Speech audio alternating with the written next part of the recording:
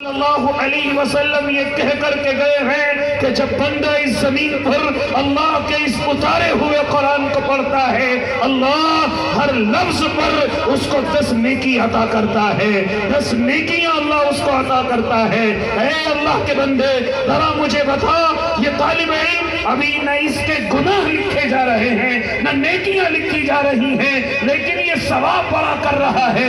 یہ مدرسے کے اندر صبح کو آتا ہے، ہم ٹھٹرتی ہوئی ٹھنڈ میں رضائی سے باہر نہیں نکلتے، یہ معصوم طالب علم ٹھنڈے پانی میں وضو کر کے مدرسے کی 4 دیواری میں بیٹھتا ہے۔ کوئی مضبوط انتظامات نہیں ہوتے، کوئی مضبوط وہاں پر انتظام دیکھے نہیں جاتے، لیکن یہ معصوم طالب علم مدرسے کو آتا ہے، کب کپاتا ہوا قرآن کو کھولتا ہے، اللہ اس کو ہر لفظ پر 10 نیکی عطا کرتا ہے۔ پھر یہ معصوم طالب علم نماز پڑھتا ہے، اللہ نیکیاں عطا کرتا ہے۔ نماز کے بعد یہ ہاتھوں کو اٹھا کر اپنے رب کے سامنے گڑ گڑاتا ہے، ہاں، لیکن یہ نیکیاں اس کے نامہ اعمال میں نہیں لکھی جا رہی ہیں، پھر کہاں جا رہی ہیں؟ ذرا سنو اس کم علم طالب علم سے، یہ بتلائے گا۔ فرماتے تھے میرے اور آپ کے آقا، اس کی یہ تمام نیکیاں اس کے ماں باپ کے نامہ اعمال میں جا رہی ہیں، اس کے ماں باپ کے نامہ اعمال میں۔ او اللہ کے نیک بندو، او خوش نصیب انسانوں، اے اللہ سے محبت کرنے والوں، ذرا سنو، یہ تمام کے تمام انسان خوش نصیب ہیں جن کے معصوم بچے مدرسوں کی زینت بنے ہوئے ہیں۔ ہاں، وہ مائیں اپنے دلوں پر پتھر رکھ کر کے ان کو پڑھا رہی ہیں، یقیناً میں ان کی ہمت کی داد دیتا ہوں۔ اللہ کی قسم، ہم نے دیکھا ہے کہ اگر معصوم بچہ گھر سے نکل کر کے باہر ہو جائے تو مائیں ان کے کلیجے منہ کو آ جاتے ہیں اور وہ تڑپتی ہیں، میرے بیٹے کے کان کھلے ہوئے ہیں اور ہوا سردی کی تیز چل رہی ہے، لیکن میں ان ماؤں کو داد دیتا ہوں کہ جو مہینوں اپنے بچوں کو مدرسوں میں بھیج کر کے بڑی قربانی کا مظاہرہ کرتی ہیں۔ اللہ کی قسم، وہ دور میں نے دیکھا ہے، وہ دور میرے سر سے گزرا ہے، جتنے علماء یہاں اسٹیج پر تشریف رکھتے ہیں وہ دور ان سے گزرا ہے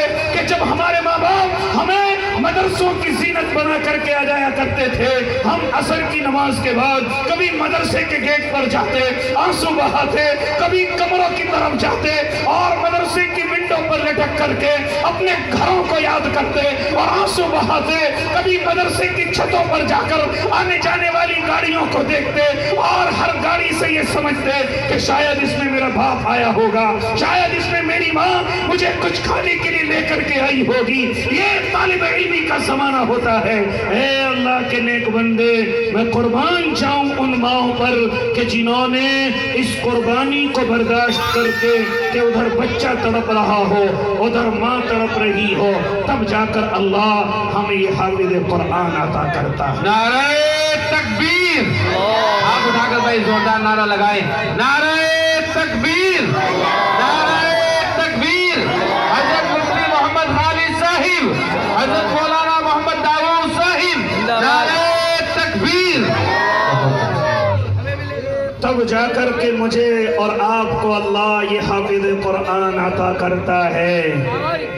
یہ کوئی ہنسی کھیل نہیں ہے حافظ قرآن، یہ کوئی صرف زبان سے کہنے کا آسان لفظ نہیں ہے۔ آؤ ذرا اس میدان کے اندر اور ذرا دو ان طلبہ کے جیسی قربانی، اور خالی ان کے طلبہ کی نہیں بلکہ ان کے استاذوں کی قربانی کو یاد کرو، ان کے ذمہ داروں کی قربانی کو یاد کرو۔ اے اللہ کے بندے، میں تجھے ذمہ دار کی قربانی ذرا یاد دلاؤں، اس کے سفید اور کلف کے کپڑوں پہ نہ جانا، اس کی خوبصورتی پر نہ جانا۔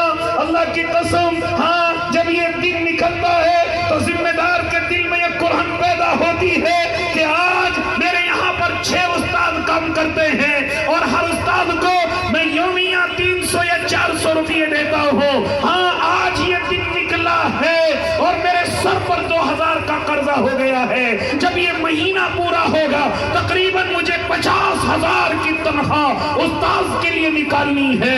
ए अल्लाह के बंदे, कहां से ऐसे जिम्मेदार को नींद आ जाए कि जो लेने की नहीं बल्कि तनख्वाह देने की फिक्र में आंखें खोलता हो।